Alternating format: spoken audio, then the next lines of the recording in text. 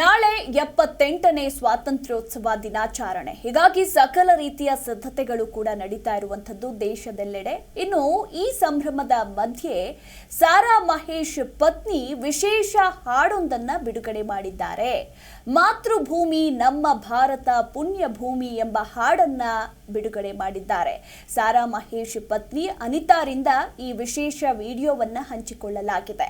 ನೂರಾರು ಕಲಾವಿದರನ್ನ ಬಳಸಿಕೊಂಡು ಹಾಡನ್ನ ಚಿತ್ರೀಕರಿಸಿದ್ದಾರೆ. ಮಾಜಿ ಸಚಿವ ಸಾರಾ ಮಹೇಶ್ ಪತ್ನಿ ಅನಿತಾರಿಂದ ಬಿಡುಗಡೆಯಾಗಿರುವ ವಿಡಿಯೋ ಇದಾಗಿದೆ.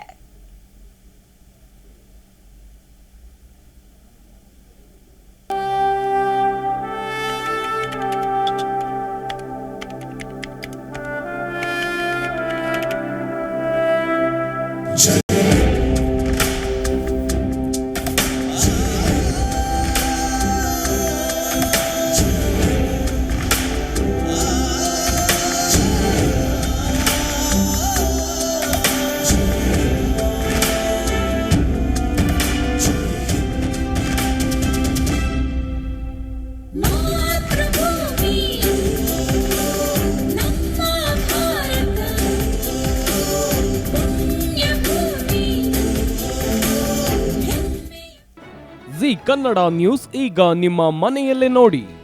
ಎಲ್ಲ ಕೇಬಲ್ಗಳಲ್ಲಿ ಈಗ ಲಭ್ಯ.